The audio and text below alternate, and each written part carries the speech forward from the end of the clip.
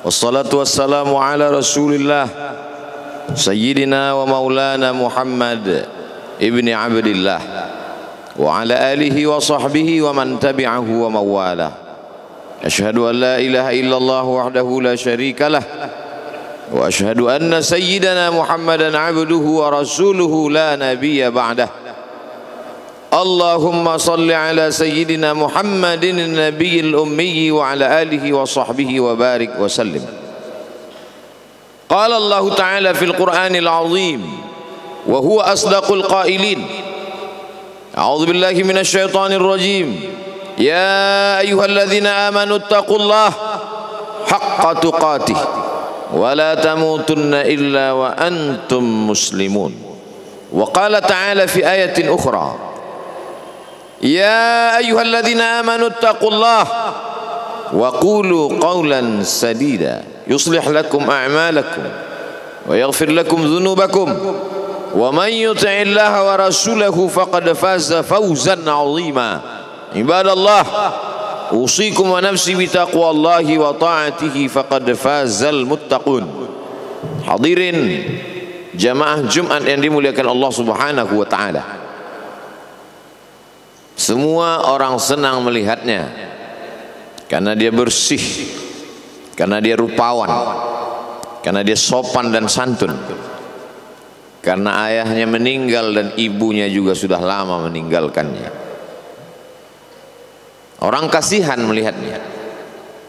Maka karena kesenangan hati mereka, mereka sendiri yang memberikan gelar untuknya yang belum pernah mereka berikan kepada orang sebelum dia. Gelar itu bernama Al-Amin, orang yang layak menerima amanah.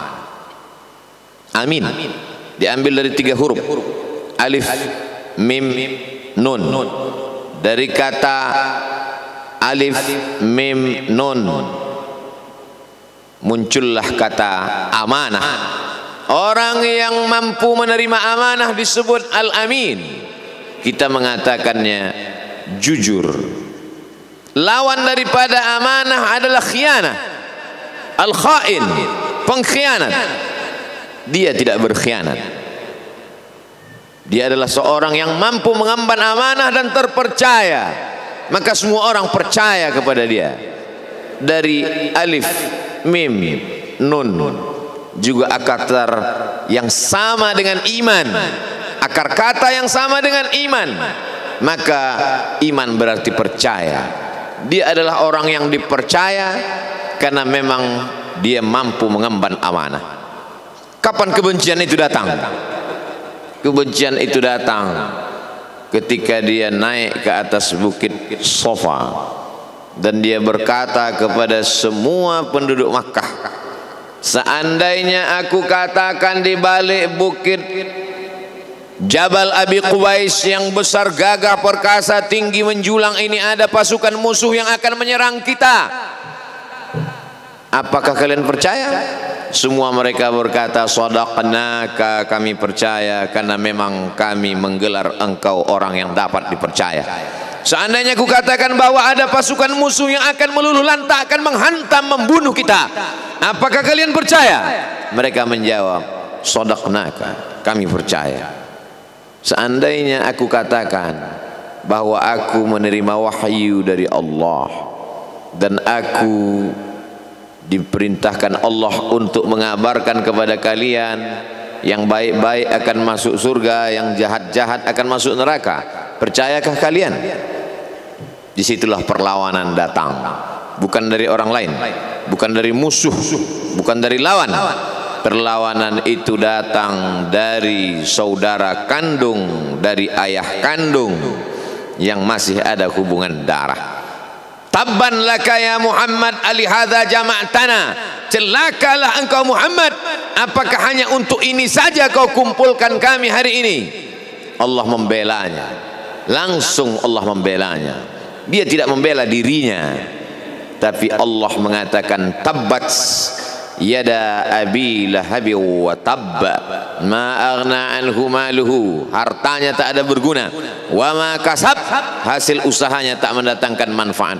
wa imra'atuhu hammalatal hatab, istrinya menjadi pembawa kayu bakar, simbol dari adu domba, kata-kata yang membuat menyakitkan hati yang dibawa oleh Ummu Jamil istri Abu Lahab untuk menyiksa, menjelekkan, membuli, menebarkan berita untuk membunuh karakter Sayyidina wa Maulana Muhammad sallallahu alaihi wasallam. Ini bukti kalau hari ini ada anak muda yang rupawan, yang dermawan, yang disenangi lingkungannya, tidak ada orang yang tersinggung, biasa, karena Nabi Muhammad SAW juga pernah mengalami hal itu. Tapi begitu kau katakan, aku tadi malam bermimpi bahwa aku mesti hijrah, meninggalkan komunitas peminum khamar, meninggalkan geng kita yang selama ini bicara tentang yang haram, maka disitulah mereka akan berkata, apakah hanya untuk ini saja kita berteman selama ini? Mana persahabatan kita? Apa yang dialami pemuda-pemuda hijrah hari ini dialami oleh Rasulullah sallallahu alaihi wasallam 14 abad yang silam. Ketika kau berhasil bisnis, orang senang. Ketika kau berhasil membina rumah tangga, tidak ada orang yang tersakiti. Ketika anakmu lucu-lucu dan kau berada di tengah mereka, tidak terusik kepentingan mereka, tidak terganggu ekonomi mereka, engkau adalah sahabat, engkau adalah teman setia. Tetapi ketika kau tidak ikut kemauan manusia, disitulah engkau sedang melantik dirimu sendiri menjadi musuh. Maka Allah kuatkan hatimu. Wa in tuti aktsara man fil ardi, kalau kau ikut kebanyakan orang di atas muka bumi, yudilluka an sabilillah, mereka hanya akan menyesatkan engkau dari jalan Allah subhanahu wa ta'ala. Tapi api itu tidak pernah padam. Kalau dia padam, maka berakhirlah dakwah Islam. Dia terus bergelora, dia terus menyala, dia terus membakar kemunafikan, membakar kemusyrikan, sampai akhirnya embargo pun tiba. Jangan ada yang mau bergabung dengan kelompok Muhammad sallallahu alaihi wasallam. Jangan ada yang mau berkirim makanan, jangan ada yang mau berdagang, jangan ada yang mau menjalin transaksi. Mereka ingin membunuh secara perlahan-lahan. Jangan beli produknya, jangan duduk bersamanya, jangan berteman dengan dia. Kenapa kamu mau berfoto dengan dia? Kenapa kamu mau bergambar dengan dia? Kenapa kamu masih mau mendengar ceramah dia? Adakah orang yang mengalami hal itu hari ini? Adakah ketakutan-ketakutan dari hamba Allah yang mengatakan Allahu Akbar, Allah Maha Besar, tapi takut ditinggalkan kawan, cemas ditinggalkan sahabat? Maka itu pernah terjadi pada kelompok Sayyidina wa Maulana Muhammad sallallahu alaihi wasallam. Kalau pembunuhan karakter tidak berhasil, maka ada yang lebih dahsyat daripada itu. Mereka tawarkan dunia beserta isinya. Wallahi, demi Allah wahai paman, demi Allah wahai Abu Talib, law wada'u syamsa fi yamini wal qamara fi yasari, andai mereka letakkan matahari di tangan kananku, bulan di tangan kiriku, ala atruka hadzal amr, supaya aku tinggalkan dakwah ini, aku tidak akan meninggalkannya. Bujuk rayu mulai tiba. Itu terjadi pada diri Nabi Muhammad sallallahu alaihi wasallam. Kalau kau tidak mempan dimusuhi, kalau kau tidak mempan dirangkul, kau akan dipukul. Kalau kau tidak mempan dipukul, kau akan dirangkul.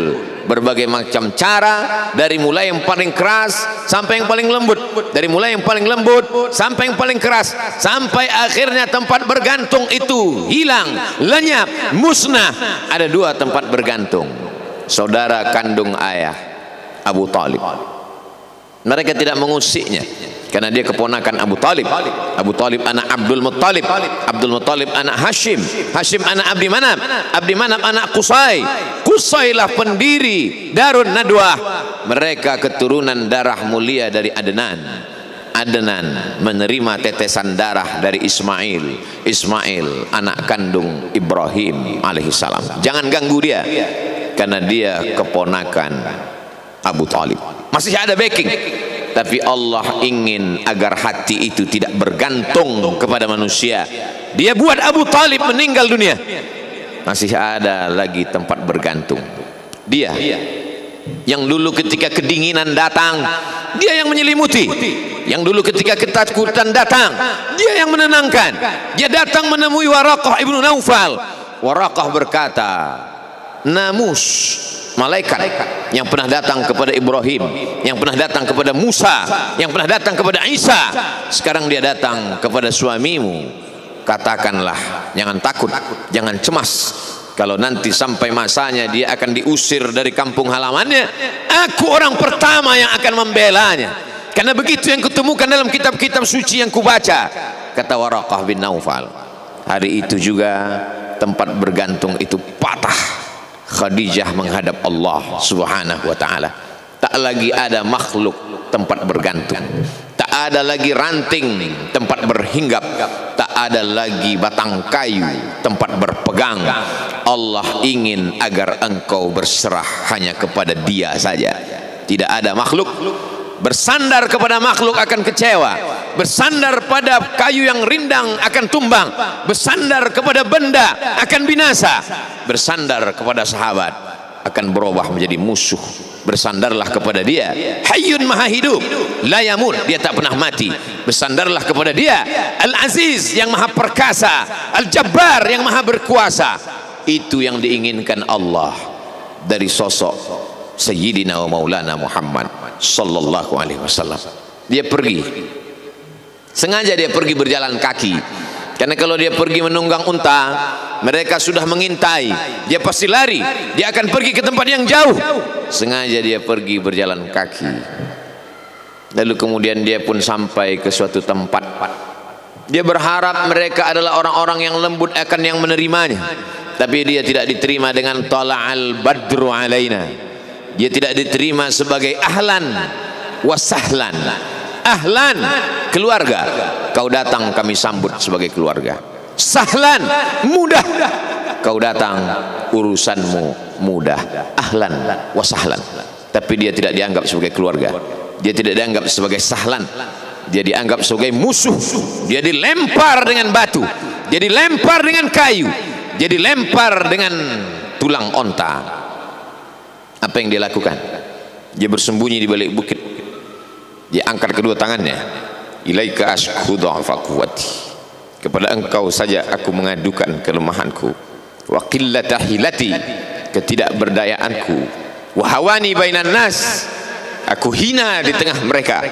Kalau dulu aku ada tempat bergantung, ada tempat bersandar, ada tempat mengadu, hari ini hanya engkau saja ya Allah. Datanglah malakul jibal, malaikat penjaga segala bukit di atas dunia. Kau tunjuk mana bukit yang paling besar ya Muhammad, akan kutimpakan kepada mereka. Hati yang luka biasanya akan marah, akan kecewa, tapi itu tidak terjadi pada Nabi Muhammad sallallahu alaihi wasallam. Apa yang dia katakan? Asallah an yukhrij min aslabihim man ya'budullaha wa la yusyrika bihi syai'a. Ya Allah, keluarkan dari tulang sulbi mereka, keluarkan anak cucu mereka yang akan menyembah engkau. Tidak ada satupun yang akan mempersekutukan engkau di atas muka bumi ini. Doanya dikabulkan, hatinya susah, pikirannya kacau, tapi lidahnya tidak berkata-kata kasar. Dia doakan agar anak cucu mereka menyembah Allah. 100% penduduk Taif hari ini bersyahadat asyhadu an la ilaha illallah wa asyhadu anna muhammadan rasulullah. Doa orang yang teraniaya, doa orang yang terzolimi. Dia berhenti di sebuah kebun. Ada seorang yang bukan terpandang membawakan beberapa ranting anggur sebagai pelipur lara, penghilang haus, pelepas dahaganya. Ketika anggur itu akan masuk ke mulutnya, dia berkata Bismillahirrahmanirrahim, atas nama Allah. Maka hamba sahaya miskin, susah, melarat, perantau yang tak punya apa-apa itu heran. Apa yang kau ucapkan? Bismillah. Kau sebut nama Allah ya. Tidak ada satupun orang di kampung ini kalau makan menyebut nama Allah. Siapa engkau? Aku Nabi yang diutus Allah Subhanahu wa ta'ala. Berarti engkau sama dengan orang yang dulu pernah berada di kampungku. Engkau dari mana? Aku dari Ninawi. Ninawi ya. Di sana ada saudaraku, kata Nabi Muhammad sallallahu alaihi wasallam. Di sana ada saudaraku namanya Yunus bin Matta. Yunus bin Matta adalah saudaraku. Sama-sama hamba yang diutus Allah Subhanahu wa ta'ala. Dia juga diingkari oleh kaumnya. Dia masuk ke dalam lautan, ditelan seekor ikan dalam 3 kegelapan. Gelapnya tengah malam, gelapnya lautan, gelapnya perut ikan. Dia berserah kepada Allah. La ilaha illa anta subhanaka inni kuntu minal zalimin. Begitu cara Allah mengingatkan Nabi Muhammad sallallahu alaihi wasallam. Apa yang kau rasakan hari ini belum ada apa-apanya dengan apa yang pernah dirasakan oleh Yunus bin Matta. Mendengar itu langsung saja Addas bersimpuh sujud mencium lutut Nabi Muhammad sallallahu alaihi wasallam. Dia tidak mulia, dia hamba sahaya, dia miskin, dia perantau, tapi dia sempat mencium tangan Nabi Muhammad sallallahu alaihi wasallam. Dia sempat menghilangkan dahaga dari leher Nabi Muhammad sallallahu alaihi wasallam. Pertemuan yang berkesan. Biarlah pertemuan itu sekali, tapi sampai ke lubuk hati. Untuk apa pertemuan yang berulang kali tapi hanya sampai di tepi bibir, hanya basa-basi?